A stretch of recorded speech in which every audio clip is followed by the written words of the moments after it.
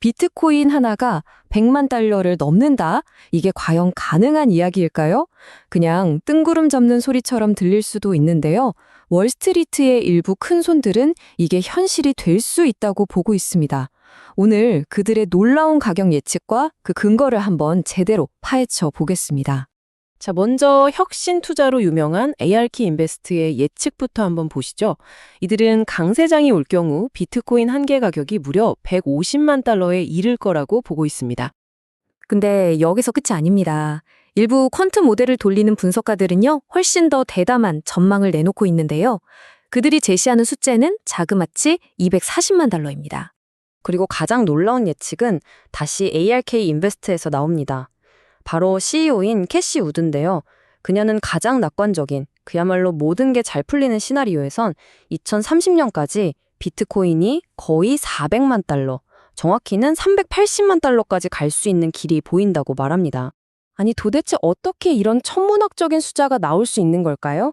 지금부터 이 예측을 뒷받침하는 세 가지 핵심 동력 하나씩 제대로 뜯어보겠습니다. 첫 번째, 그리고 아마 가장 강력한 이유일 텐데요. 바로 월스트리트의 참전입니다. 이전과는 비교도 안 될 규모의 기관 자금이 지금 비트코인 시장으로 밀려 들어오고 있거든요. 그 결정적인 계기가 있었죠. 바로 비트코인 현물 ETF가 승인된 겁니다. 이건 그냥 금융상품 하나가 더 생긴 게 아니고요. 거대한 자본이 비트코인으로 들어올 수 있는 합법적인 고속도로가 뻥 뚫린 거나 마찬가지예요. 그러니까 핵심은 이거예요. 접근성. 이전에는 복잡해서 망설였던 거대한 연기금이나 또 바로 우리들의 퇴직연금 계좌에서도요. 이제는 그냥 주식 사듯이 너무나 쉽고 안전하게 비트코인에 투자할 길이 열린 겁니다. 이 데이터 좀 보세요. 정말 입이 떡 벌어질 정도입니다.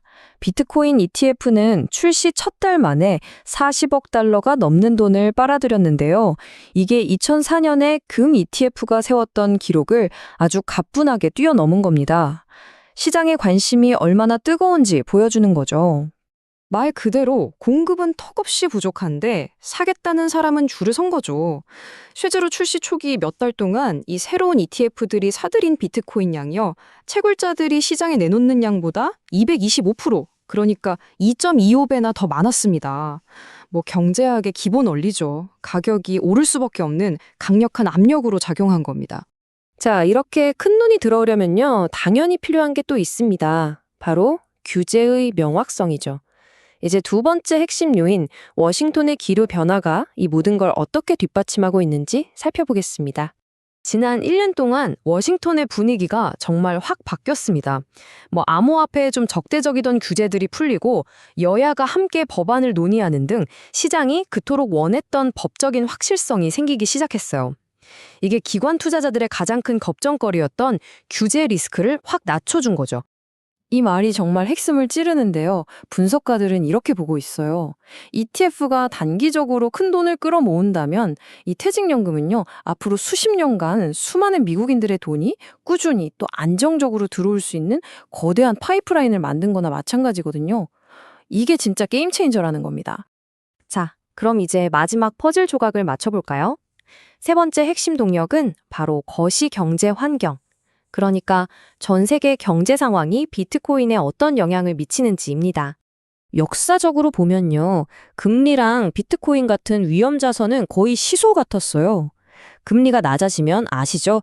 돈의 가치가 떨어지니까 투자자들은 더 높은 수익을 찾아서 비트코인 같은 자산으로 눈을 돌리게 됩니다. 2026년쯤으로 예상되는 금리 인하가 비트코인에게는 아주 강력한 순풍이 될 수 있다는 거죠. 여기에 또 하나 전 세계적으로 계속 늘어나는 국가 부채 문제도 있습니다. 정부가 계속 돈을 찍어내니까 화폐 가치가 떨어질까 봐 걱정하는 사람들이 생기는 거죠. 그래서 이들은 공급량이 딱 2,100만 개로 정해져 있는 비트코인을 일종의 디지털 금처럼 생각하기 시작한 겁니다. 인플레이션이나 통화 가치 하락에 대한 보험 같은 거죠. 자, 이렇게 기관 투자, 규제 변화, 거시경제라는 정말 새로운 변수들이 막 등장하니까요. 아주 근본적인 질문이 하나 생깁니다. 비트코인의 그 유명한 4년 주기, 이거 이제 끝난 거 아닐까요?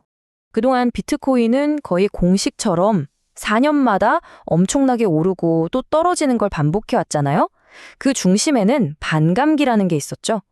새로 나오는 비트코인 양이 딱 절반으로 줄어드니까 희소성이 높아져서 가격이 오르는 아주 단순하고 예측 가능한 패턴이었습니다.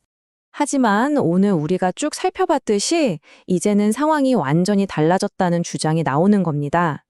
그레이스케일 같은 거대 운용사들은 이제 그 예측 가능한 주기가 깨졌다고 말해요.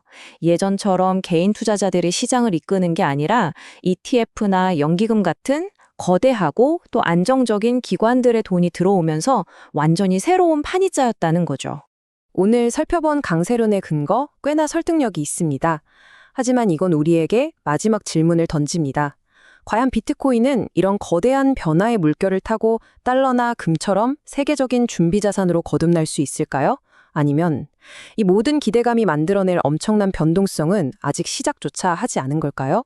그 판단은 이제 여러분의 몫입니다.